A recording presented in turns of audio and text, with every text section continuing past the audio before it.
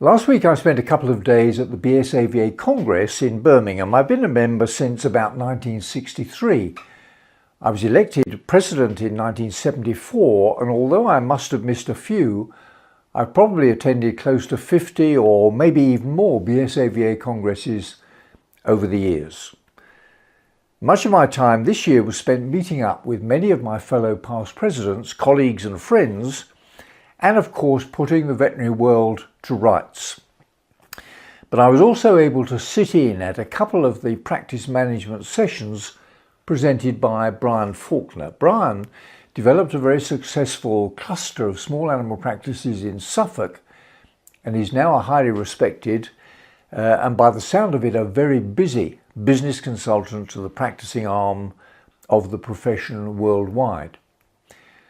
The theme of Brian's presentations was practice leadership, and one of the two sessions I attended was concerned with setting up a brand new small animal practice from scratch.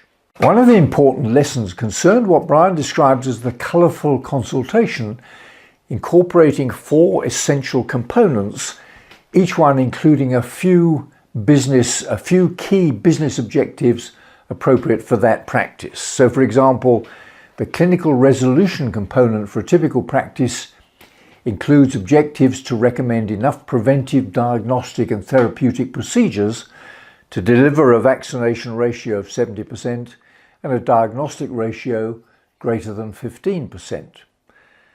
KPIs in the client satisfaction component included promoting, engaging with and registering enough clients within a 10-mile radius to maintain 850 active clients per full-time equivalent vet, with each client yielding an average of £500 per year.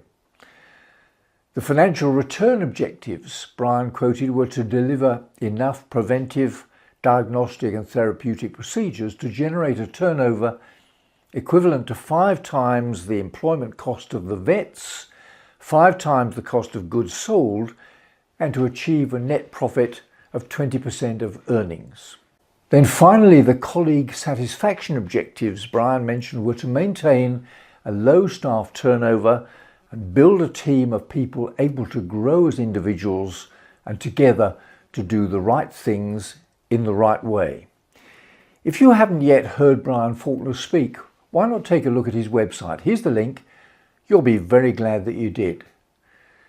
Maybe the only suggestion that I would add to Brian's excellent sessions I attended last week, and one appropriate for any practice, but perhaps specially appropriate for a brand new one, would be to work out exactly how your practice will be different from all the other practices in the area.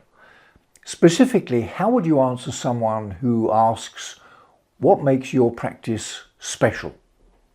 See you next time.